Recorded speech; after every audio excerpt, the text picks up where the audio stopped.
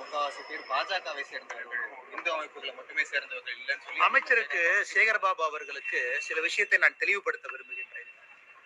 அவருக்கு திருப்பரங்குன்றத்தினுடைய சரித்திரம் சேகர்பாபு அவர்களுக்கு தெரியுமா?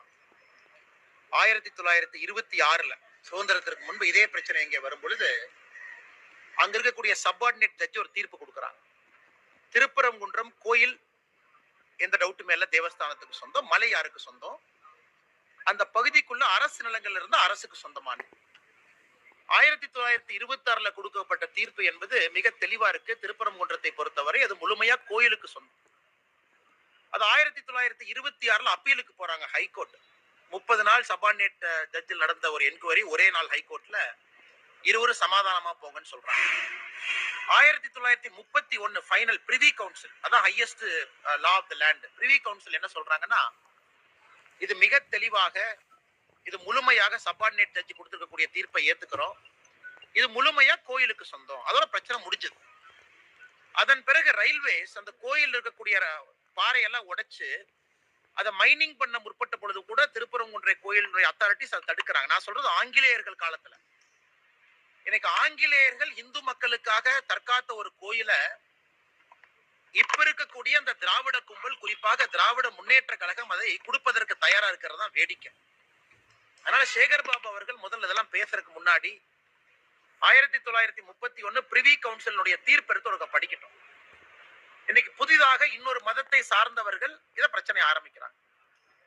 மேல காவல்துறை அனுமதிக்கிறாங்க, அவங்க போய் சாப்பிடுறாங்க, ஆடு எடுத்துட்டு போறாங்க, ஒரு மக்களால் தேர்ந்தெடுக்கப்பட்ட எம்பி எடுக்கிறாங்க. ஒரு எம்பி மேல நடவடிக்கை எடுக்க துப்பில்ல அவருக்கு. இன்னைக்கு சேகர்பாபு அவர்கள் வீரவசனம் பேசிட்டு இருக்காங்க. சட்டத்துறை அமைச்சர் ரகுபதி சொல்றாங்க இரும்பு கடம் கொண்டு அடக்குவோம். நேற்று நீங்க அடக்கணும் லட்சணத்தை தானே பார்த்தோம்.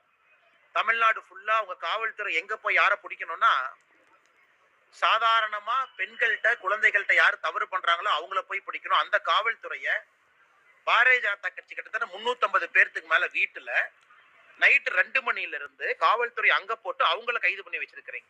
நன்றி சொல்லிக்கிறேன் காவல்துறைக்கு. ஏன்னா அந்தந்த ஊர்ல பாரதிய ஜனதா கட்சி தலைவர்களை நீங்க பெருசா வளர்த்திக்கிட்டு இருக்கீங்க.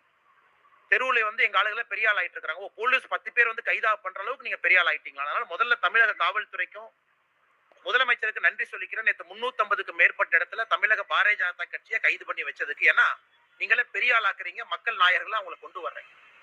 அதே நேரத்தில் இந்த காவல்துறை எங்க பயன்படுத்தி இருக்கணும்? 4 மணிக்கு மதுரை மெட்ராஸ் ஹைகோர்ட் பெஞ்ச், மதுரை பெஞ்சில தீர்ப்பு வந்த பிறகு எங்க போச்சு உங்களுடைய கௌரவம், உங்க வீரம் எல்லாம்? 1 மணி நேரத்துல மக்கள் சேர்ந்திருக்கிறாங்க. தீர்ப்பு கொடுக்கப்பட்டு 1 மணி நேரத்துல மக்கள் நிக்கிறாங்கன்னா எந்த அளவுக்கு தன்னெழுச்சியாக மக்கள் வந்திருக்கிறாங்க. அதனால் சேகர்பாபு அவர்கள் முதல்ல சரித்திரத்தை தெரிஞ்சுக்கணும்.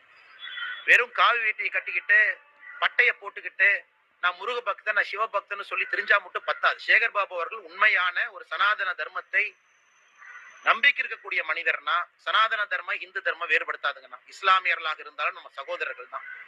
ஆனா இதுல பிரச்சனை ஆரம்பிப்பவர்கள் யார்? இத்தனை காலமாக அமைதியாக இருந்த திருப்பரங்குன்றத்துல பிரச்சனை ஏற்படுத்தி இருப்பவர் யார்? இதை முதல்ல சேகர்பாபு அவர்கள் ரகுபதி அவங்க இரும்பு கடத்தை கொண்டு அடக்குவோன்னு அந்த சீன் போட்டு சுத்துனீங்கன்னா உங்களை எப்படி அடக்க முடியும் என்று எங்களுக்கு தெரியும். அதே மாதிரி நாங்கள் அடக்கி காட்டுவோம். அதுக்குள்ள போக வேண்டாம்னு நினைக்கிறேன். அதனால வார்த்தையை பயன்படுத்தும் பொழுது ரகுபதி அவர்கள் வார்த்தையை சரியா பயன்படுத்தணும். இன்னைக்கு எம்எல்ஏவா இருக்கேன், அமைச்சரா இருக்கேன். எத்தனை நாளைக்கு எம்எல்ஏ அமைச்சரா இருந்துருவீங்க? நாளை காலையில் இருந்துருவீங்களா? அதனால எம்எல்ஏவாக இருக்கேன், அமைச்சரா இருக்குன்னு சொல்லிட்டு இந்த வாய்க்கு வந்ததெல்லாம் பேசுனீங்கன்னா உங்களை எப்படி அடக்க வேண்டும் என்பது எங்களுக்கும் தெரியும். நாங்கள் அதை செய்தி காட்டுவோம். மக்கள் பிரதிநிதியா இருக்கிறீங்க ஒரே காரணத்துக்காக மரியாதை கொடுக்கிறோம். அந்த மரியாதையை தற்காத்து கொண்டு பேசுகின்ற வார்த்தைகள் சரியா இருக்கணும். அதனால இரும்பு கடம் கொண்டு அடக்குவோம். இவங்களாம் தப்பு பண்ணவங்களா? இவங்களாம் கஞ்சா வித்தவங்களா? இவங்கெல்லாம் பெண்கள் மீது கை வச்சவங்களா? இவங்கெல்லாம் முருகபெருமானுக்காக பக்தர்களாக அங்கே திருப்பரங்குன்றத்துல அந்த பகுதியில கோர்ட் அனுமதி கொடுத்த பிறகு அங்க சேர்றவங்க எப்படி இரும்பு கடத்தை கொண்டு அடக்குவீங்க? அவங்களாம் நான் தப்பானவங்களா? இன்னைக்கு நான் முதலமைச்சருக்கு சொல்றேன், தமிழகத்துல லோக்சபா ஒரு கேள்விக்கு பதில் சொல்லி இருக்கிறாங்க. எந்த அளவுக்கு தமிழகத்துல கஞ்சா புழக்கம் அதிகமா இருக்குன்னு அதை நான் படிக்கிறேன், கேளுங்க. அதெல்லாம் கவனம் கொடுங்க. 2021 தமிழ்நாட்டுல NDPS யாரெல்லாம் போதைப் பொருள் விற்கிறாங்களோ மொத்தமாக 2021 போடப்பட்ட வழக்கு 9632 பேருக்கு மேல வழக்கு போட்டிருக்கோம், NDPS கேஸ். இதே 2022 எவ்வளவு போட்டீங்க? திமுக 588.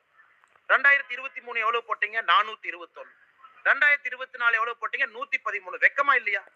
ஒரே ஒரு வருஷத்துல 2021 கஞ்சா வழக்கு NDPS 9632 வழக்கு போட்டிருக்கோம்.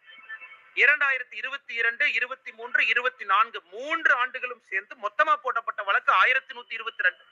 எப்படி கஞ்சா எங்க கட்டுப்படி இதுவாகும்? எப்படி நீங்க ஸ்டாப் பண்ணுவீங்க? இன்னைக்கு கஞ்சாவுடைய தலைநகரமாக தமிழகம் இருக்குன்னா இதுலயே தெரியுது, லட்சணம் தெரியுது. NDPS நீங்க கேஸ் போட்ட லட்சணம் தெரியுது. இங்கே காவல்துறையை பயன்படுத்தணுமா?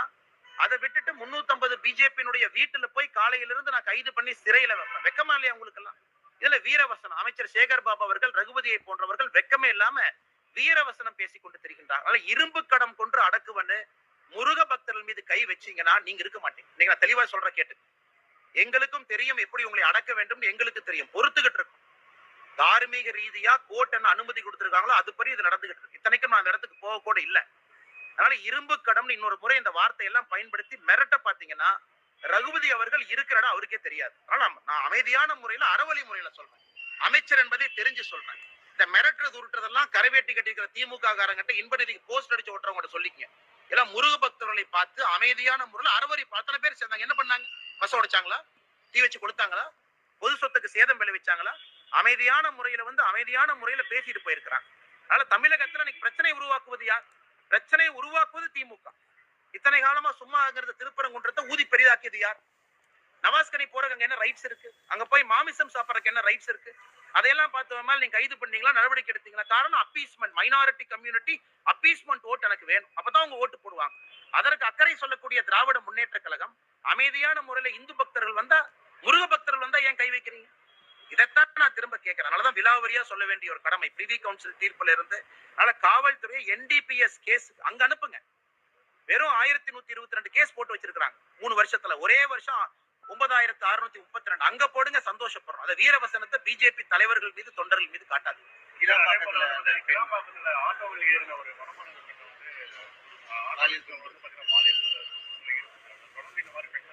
ஒரு நாளுமே எங்கன்னா தமிழகத்துல காலையில எந்திரிக்கும் போது நம்ம எல்லாம் சாமி கும்பிட்டு தான் எந்திரிக்கணும். நேற்றை விட இன்னைக்கு என்ன கோரமா இருக்கும், இன்னைக்கு விட நாளைக்கு என்ன கோரமா இருக்கும். கிளாம்பாக்கத்துல சென்னையினுடைய மைய பகுதியில ஒரு பெண்ணை ஆட்டோல ஒருத்த கடத்திட்டு போறான். அதை பார்த்த யாரோ ஒரு நபர், நல்ல ஒரு மனிதர், போலீஸ் கண்ட்ரோல் ரூமுக்கு போன் பண்ணி அந்த பெண்ணை மீட்க வேண்டிய கட்டாயம் நமக்கு வந்திருக்கு. சென்ட்ரல் சிட்டில இவ்வளவு போலீஸ் வச்சிருக்கிறீங்க, ரோந்து படை வச்சிருக்கிறீங்க, வண்டி வச்சிருக்கிறீங்க, 2 வீலர் வச்சிருக்கிறீங்க, பெட்ரோல் போர்ஸ் இருக்கு, பிங்க் வண்டி இருக்கு. உங்களால கட்டுப்படுத்த முடியல. ஒரு சாதாரண மனிதன் அதை பார்த்து விட்டு கண்ட்ரோல் ரூமுக்கு சொல்லி பிடிக்கிறீங்கன்னா, இதை பார்த்து சேகர்பாபு, ரகுபதி போன்றவர்கள் வெக்கப்பட வேண்டும். இவங்களை இரும்பு கடம் கொண்டு அடக்குங்களே. முருக பக்தர்களை இரும்பு கடம் கொண்டு அடக்குவதற்கு முன்பு இவங்களே இரும்பு கடம் கொண்டு அடக்க மாட்டீங்க. கஞ்சா வைக்கிறவனே இரும்பு கடம் கொண்டு அடக்கும். இரும்பு கடம்ங்கிறது முருக பக்தர்கள், இந்துக்கள் மீது தான் இரும்பு கடம். மிச்சவங்க மேல இரும்பு கரம் இல்ல. ஏன்னா மிச்சவங்க ஓட்டு அப்படி போட மாட்டாங்க இல்லைங்களா? இந்துக்கள் ஓட்டு அப்படி பிரிச்சு போடுவாங்க, என்ன வேணாலும் அவமானப்படுத்திக்கலாம். அதனால திருப்பரங்குன்றத்திலே நேற்று நடந்திருப்பது ஆரம்பம் மட்டும்தான். இது ஆரம்பம் தான். நேற்று அந்த எழுச்சி என்பது ஆரம்பம். வருகின்ற காலத்துல திமுகவுக்கு தக்க பதிலடி கொடுக்கப்படும், பதிலடி புகட்டப்படும். நிச்சயமா அவங்களுக்கு உருந்துக்குவாங்க.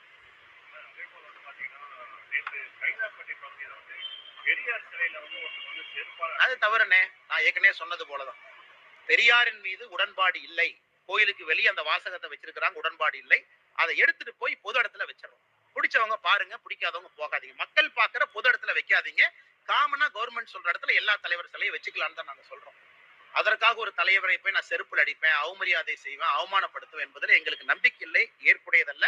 அது மிக மிக தவறும் கூட. அது போல் செய்யக்கூடாத. காரணம், எல்லா தலைவர்களையும் எல்லோரும் ஏற்றுக்கொள்வார்கள் என்பது ஜனநாயகத்துல மரபு கிடையாது. சில பேர் எதிர்ப்பாங்க, சில பேர் ஏத்துக்குவாங்க. பெரியாரை நாங்களும் பல இடத்துல அவரை ஏற்றுக்கொள்ளவில்லை என்றால் அதற்காக போய் அவமரியாதை செய்வது ஒரு நியாயமான ஒரு விஷயம் அல்ல. இதை யாராக இருந்தாலும் கூட இதை வன்மையா நான் கண்டிக்கிறேன்.